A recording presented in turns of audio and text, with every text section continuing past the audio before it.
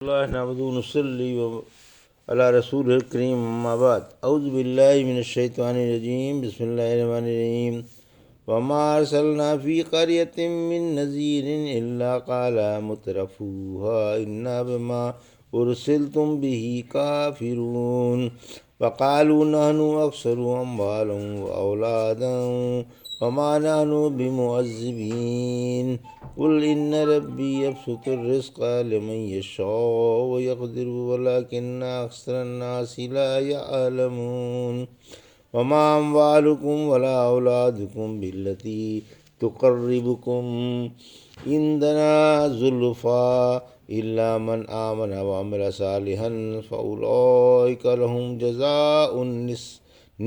جزاء ضعف بما عملوا وهم في الغرفات آمنون والذين يسعون في آياتنا معاجزين أولئك في العذاب محضرون قل إن ربي يبسط الرزق لمن يشاء من عباده ويقدر له وما أنفقتم من شيء فهو يخلفه وهو خير الرازقين۔ ابھی آپ نے سورہ سبا کی آیت 34 سے 39 کی تلاوت سماعت فرمائی۔ ان آیتوں کا ترجمہ اور تفسیر اس طرح ہے: وما ارسلنا فی قریۃ من نذیر الا قال مترفوها انا بما ارسلتم به کافرون۔ آیت 34۔ وقالوا نحن اکثر اموالا واولادا وما نحن بمعذبین۔ آیت 35۔ قل ان ربی یبسط الرزق لمن یشاء ویقدر ولکن اکثر الناس لا یعلمون۔ آیت 36۔ وما اموالکم ولا اولادکم بالتی تقربکم عندنا زلفا الا من آمن وعمل صالحا فاولئک لهم جزاء الضعف بما عملوا وهم في الغرفات آمنون۔ آیت 37۔ والذین یسعون فی آیاتنا معاجزین اولئک فی العذاب محضرون۔ آیت 38۔ قل ان ربی یبسط الرزق لمن یشاء من عباده ویقدر له وما انفقتم من شیء فهو یخلفه وهو خیر الرازقین۔ آیت 39۔ ترجمہ: ہم نے جس بستی میں بھی کوئی آگاہ کرنے والا بھیجا، اس کے مالداروں نے یہی کہا کہ تم جس چیز کے ساتھ بھیجے گئے ہو ہم اس کو نہیں مانتے۔ انہوں نے کہا ہمارے پاس کثرت سے مال و اولاد ہے اور ہم پر عذاب آنے والا نہیں۔ آپ فرما دیں کہ میرا رب جس کے لیے چاہے رزق فراخ و تنگ کر دے، لیکن اکثر لوگ علم سے محروم رہتے ہیں۔ تمہارے مال اور اولاد ایسی نہیں جو تم کو ہمارے پاس مرتبے کے لحاظ سے قریب کر دے، البتہ جو ایمان لا کر نیک عمل کرے گا انہیں ان کے عملوں کا دوہرا اجر ملے گا اور وہ بے خوف ہو کر بالا خانوں میں موج اڑائیں گے، اور جو ہماری آیتوں کے مقابلے کی کوشش میں ہرانے کے لیے مصروف رہتے ہیں وہی عذاب میں حاضر کیے جائیں گے۔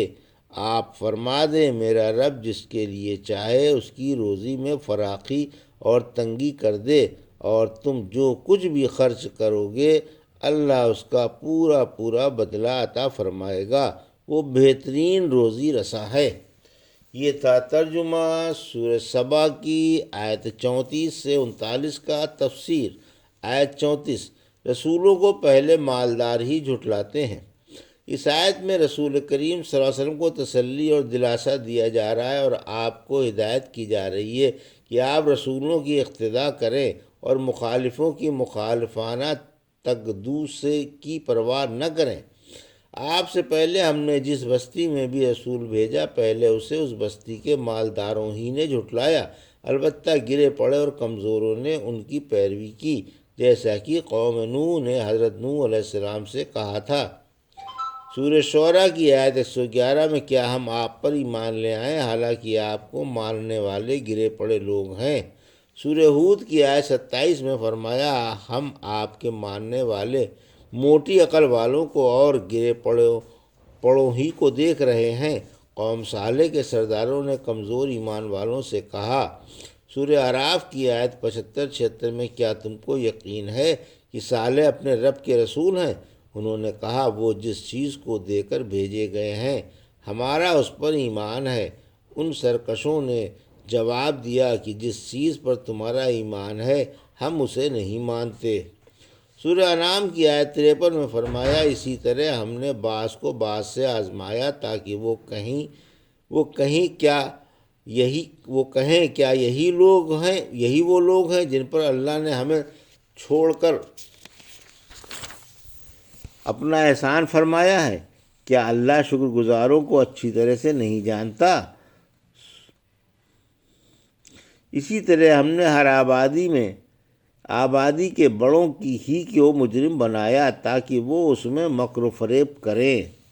سورہ اسراء کی آیت 16 میں فرمایا جب ہم کسی بستی کو ہلاک کرنا چاہتے ہیں تو اس میں مالداروں کی کثرت کر دیتے ہیں، پھر وہ اس میں گناہ کرتے ہیں، پھر اس پر اللہ کا قول ثابت ہو جاتا ہے، پھر ہم اسے ہلاک کر دیتے ہیں۔ یعنی سب سے پہلے بستی کے بڑے لوگ ہی رسولوں پر ایمان نہ لانے کا اور ان کی پیروی نہ کرنے کا ڈھول پیٹتے ہیں۔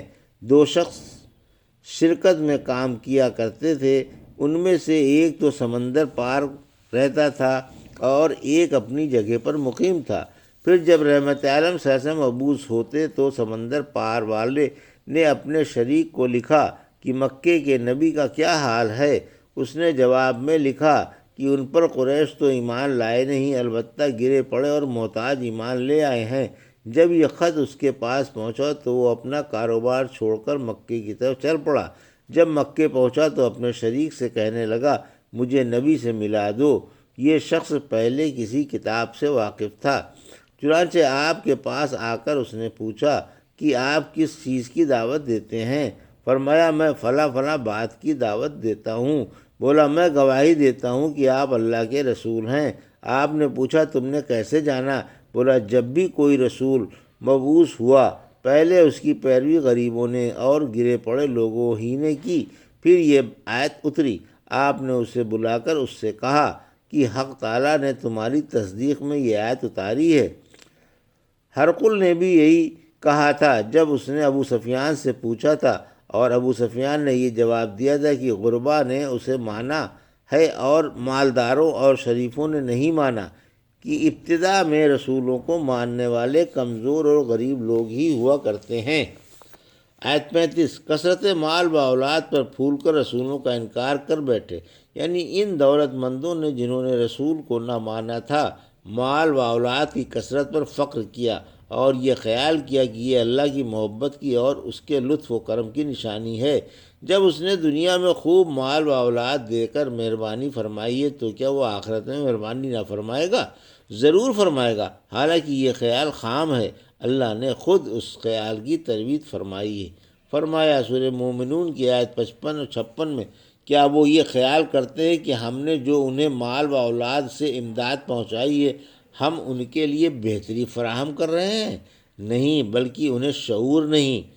سورہ توبہ کی آیت 55 میں فرمایا تمہیں ان کے مال و اولاد سے دھوکہ نہ ہونے پائے، اللہ ان سے انہیں دنیوی زندگی میں عذاب دینا چاہتا ہے اور کفر ہی کی حالت میں ان کے دم نکلیں گے۔ قرآن کریم میں یعنی سورہ کہف میں اللہ نے اس کا بھی قصہ بیان فرمایا ہے، جس کے 2 باغ تھے اور خوب مال و اولاد تھی، لیکن اس کے کوئی بھی کام نہ آیا، بلکہ تمام چیزیں دنیا ہی میں آخرت سے پہلے ہی چھین لی گئی۔ اسی وجہ سے بعد والی آیت میں فرمایا آیت 36 مال دوست دشمن سب کو ملتا ہے، یعنی آپ یہ جواب دیں کہ اللہ مال تو دوستوں اور دشمنوں سب کو دیتا ہے اور اپنی حکمت عالیہ سے کسی کو فقیر بناتا ہے اور کسی کو مالدار، اس میں بھی اس کی حکمت اور گہری مصلحت کار فرما ہے جس سے اکثر لوگ ناواقف ہیں اور اس کی گہرائی تک نہیں پہنچ سکتے۔ معلوم ہوا کہ مال و اولاد کی کثرت اللہ کی رضا کی دلیل نہیں ہے، اسی وجہ سے فرمایا آیت 37 مال و اولاد اللہ کی رضا کی نشانی نہیں، یہ چیزیں ہمارے پاس تمہارا مرتبہ اور درجہ بڑھانے والی نہیں ہیں اور نہ ہماری مہربانی اور رضا کی علامت ہیں۔ رحمت اللہ عالمین صلی اللہ علیہ وسلم نے فرمایا، اللہ تعالیٰ تمہاری صورتیں اور مال نہیں دیکھتا، وہ تو تمہارے دل اور عمل ہی دیکھتا ہے۔ پھر فرمایا کہ ہمارے پاس تمہارے مرتبے کو بڑھانے والا ایمان اور نیک عمل ہی ہیں، اس لیے ایمان لا کر نیک عمل کرنے والوں کو ان کے عملوں کا بڑھا چڑھا کر بدلہ دیا جائے گا۔ ان کی نیکیاں 1 سے 10 اور 10 سے 700 گنا تک بڑھا دی جائیں گی، آگے بھی بڑھانے کا اللہ کو اختیار ہے۔ ایسے لوگ جنت کے عالیشان بلند و مرتفع محلوں میں بے خوف ہو کر امن و امان اور اطمینان سے عیش اڑائیں گے، انہیں نہ کسی کا ڈر ہوگا اور نہ کسی کی ایذا کا اندیشہ۔ نبی اکرم صلی اللہ علیہ وسلم نے فرمایا کہ جنت میں ایسے ایسے شاندار محل ہوں گے جن کے بیرونی مناظر اندر سے اور اندرونی مناظر باہر سے نظر آئیں گے۔ ایک دیہاتی نے پوچھا کہ اے اللہ کے رسول، وہ کس کے لیے ہوں گے؟ فرمایا، نرمی سے بات کرنے والوں کے لیے، کھانا کھلانے والوں کے لیے، ہمیشہ روزہ رکھنے والوں کے لیے اور رات میں تہجد پڑھنے والوں کے لیے جب دنیا سوتی ہو۔ آیت 38، یعنی جو لوگوں کو اللہ کی راہ سے روکنے میں، رسولوں کی پیروی اور اللہ کی آیتوں کی تصدیق نہ کرنے میں سرگرم رہتے ہیں، اس قسم کے تمام لوگ اپنے اپنے عملوں کے مطابق عذاب جہنم میں مبتلا کر دیے جائیں گے اور انہیں قرار واقعی سزا دی جائے گی۔ آیت 39، تنگی فراخی اللہ کے ہاتھ ہے، یعنی اللہ کسی کو خوب مال دیتا ہے اور کسی کو بقدر صدر مک ہی دیتا ہے، کسی کو خوشحال و فارغ البال کر دیتا ہے اور کسی کو تنگحال اور کنگال بنا دیتا ہے، کوئی تخت شاہی پر رونق افروز ہے اور کوئی کاسہ گدائی لیے در در پھر رہا ہے۔ ان تمام باتوں میں حق تعالیٰ کی گہری گہری حکمتیں کار فرما ہوتی ہیں، اگرچہ انسان ان کی گہرائیوں تک پہنچنے سے قاصر ہے۔ فرمایا، سورہ اسرا کی آیت 21 میں غور کرو، ہم نے کس طرح بعض کو بعض پر فضیلت دی، اصل فضیلت و فوقیت آخرت کی ہے۔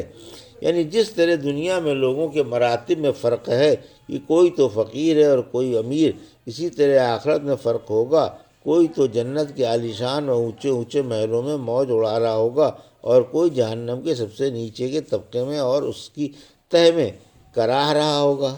دنیا میں سب سے زیادہ پاکیزہ اور اچھا وہ شخص ہے جس کے اوصاف اللہ کے رسول صلی اللہ علیہ وسلم نے یہ بتائے ہیں کہ اس میں اسلام ہے، حسب حاجت روزی میسر ہے اور اللہ کی دی ہوئی روزی پر قانع ہے، ایسا شخص ضرور کامیاب ہے۔ پھر فرمایا کہ تم جو کچھ اللہ کی راہ میں صرف کرتے ہو، اللہ تمہیں اس کی جگہ ضرور دے دیتا ہے، دنیا میں بھی تلافی مافات ہو جاتی ہے اور آخرت میں بھی ناقابل انقطاع اجر ملے گا، جیسا کہ حدیث قدسی سے ثابت ہے کہ اے انسان خرچ کر، میں تجھ پر خرچ کروں گا۔ ایک حدیث میں ہے کہ روزانہ صبح صبح 2 فرشتے آواز لگاتے ہیں، ایک کہتا ہے اے اللہ بخیل کا مال برباد کر، اور دوسرا کہتا ہے اللہ سخی کو بدلے میں اور دے۔ بلال تعالیٰ فرماتے ہیں، خرچ کرتے رہو اور مالک عرش کی طرف سے کم ہو جانے کا اندیشہ نہ کرو، سنو تمہارے بعد مال کو دانتوں سے پکڑ کر رکھنے والا زمانہ آ رہا ہے۔ اچھا خاصا کھاتا پیتا آدمی خرچ کے اندیشے سے پیسوں کو بچا کر رکھ لے گا۔ پھر آپ نے یہ آیت پڑھی۔ یہ تھا سورہ سبا کی آیت 34 سے 39 کا ترجمہ اور تفسیر جو بھی آپ نے سماعت فرمائی۔ بارک اللہ لی و لکم فی القرآن الحکیم و نفعنی وایاکم بآیات الذکر الحکیم۔